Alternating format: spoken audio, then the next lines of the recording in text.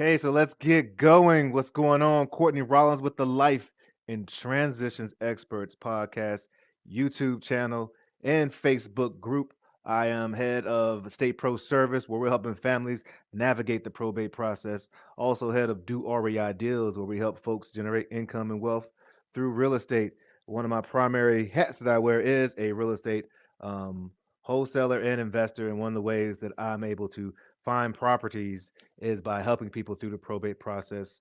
Quite often, there's properties involved, and sometimes I can offer a quick and easy cash solution so that they can unlock the equity and disperse that funds to heirs or pay off debt.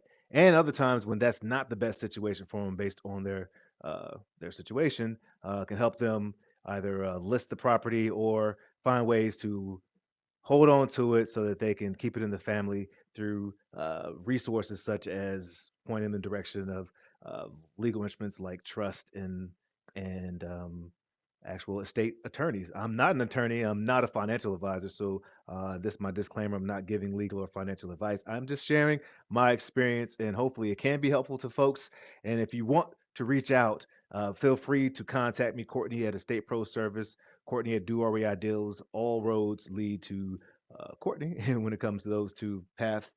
And I would love to support and help you. If you have questions or comments or things that you're thinking about when it comes to probate or when it comes to real estate investing, feel free to reach out.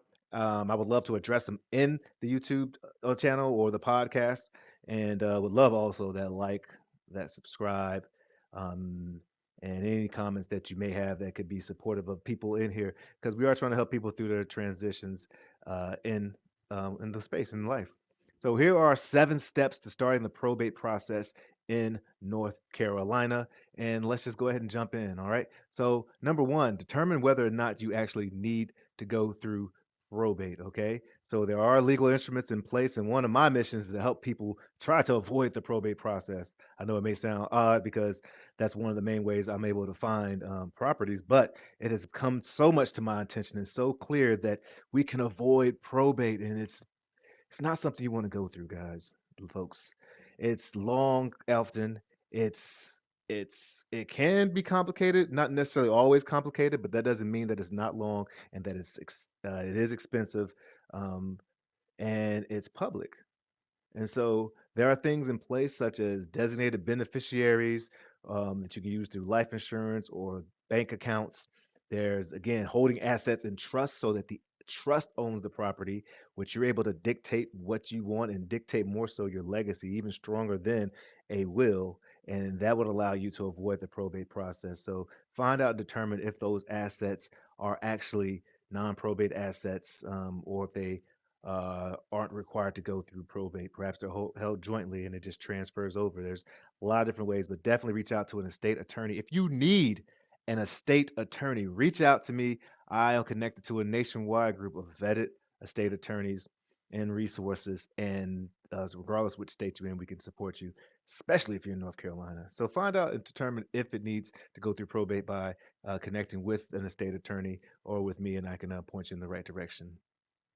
The next thing is you will need to go ahead and gather the death certificate and things of the nature and schedule an appointment. Call down first. Don't just drop in because quite often the estate offices are really overloaded. There are amazing deputy clerks and clerks in there who can help you, but they definitely need you to schedule it out. So give them a call first if you're in North Carolina and set up an appointment. Some states it's you go before a judge. Some states you go before deputy attorneys who can act in that space, in that place, and it's nothing to feel overwhelmed about. You're usually in a little small office with privacy and with people who love to be supportive. Now they can't give legal advice, even more restricted than I am in giving my opinion, but they are very helpful people by and large and want to support you. So go ahead and schedule a time so that you can file for a petition to open the probate process, whether that's actually, the next step is go ahead and make sure you submit the original will if it's available. Now, hopefully, there is a will available if you have to go that route. If there's not a will available, then you can still open probate if anyone with a vested interest, whether they think that they may have benefits that are coming, or they may be owed money based on the estate of the deceased party, you can actually open probate. Now, you may have to get other people to sign off so that you can be the administrator if there's not a will, or the executor if there is a will. And those names are kind of interchangeable, regardless if there's a will or not. They're the personal representative of the state, and they still have the uh, legal and fiduciary duties to do what's right and best for the estate. So if there's a will, submit that if there's original will. If not, then you'll just go ahead and file for administration, and the estate attorney, or not attorney, excuse me, but the deputy clerks and the clerks can help you along that way regarding making sure you're approved for that appointment, or making sure you know what steps you need to take to gain approval. Number four, you're going to have to submit all provided documents. So this is definitely the time to go ahead and collect all the personal information of the deceased person's benefits, any relevant financial information, their bank accounts, their stock, the um, cars that they own, guns that they own, things of that nature, anything that that has value are the things that you'll need to have and put in place. There is software available to help you make this process a lot easier, and I have some license and subscriptions to those software, um, and would love to share that with you. So feel free to reach out again, and hopefully I can be a resource. Please note that almost every time you go into the office or you file something, there's going to be a filing fee. So be prepared to pay the filing fee. There are times where you can, if you or don't have funds, you can take advantage of things like probate cash advance that will, it's not giving loans, but they will provide funds based on if there's assets in the property, and they'll take it out at the end. Sometimes they can be very expensive, but they can also be very helpful if that's your situation that you need. Um, there are situations where you, as a fiduciary and you're working, you can be paid for your services and your work, but just need to keep a record of all this because the estate will need to pay the filing fees. So if you're putting money out there, you need to keep all track of all receipts so that you can pull it from the estate once you get to the distribution of assets stages. All right. So you're paying the filing fee each time that you go, and um, just make a note of that. And it's again, it can be pretty expensive because you're going to be filing quite often during the process. Step number six is you're going to attend all the probate hearings that need to take place. There'll be again, you're not necessarily going in front of a judge in North Carolina, but you will need to go once you file your inventory, once you file uh, the final accounting to show, hey, this is where the money, all the money we say is in this state.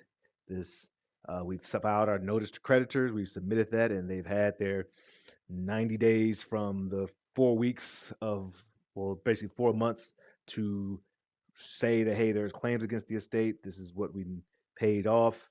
This is the money that we distributed to the beneficiaries. Here's the signature of the beneficiaries receiving that. Here's all the receipts. Here's the taxes for the year. We're good to go. And they'll sign off, hopefully at that time, and say, yes, you are good to go and you're released from your duties, or they'll let you know what needs to be um, obtained. But that's down the road. But attending the probate hearing is basically where you'll show that you have a valid will, show that you uh, that you are stepping up as the person to be appointed to the personal representative, and they will notarize that so that you can obtain your letters of testamentary or your letters of administration, which is the final stage in opening the estate, and then you go do the other stuff that I aforementioned or mentioned just prior. So attaining letters of testamentary or letters of administration, what's the difference? Testamentary is if it's the last testament of the deceased party, so you are the executor, you're carrying out the wishes based on the will.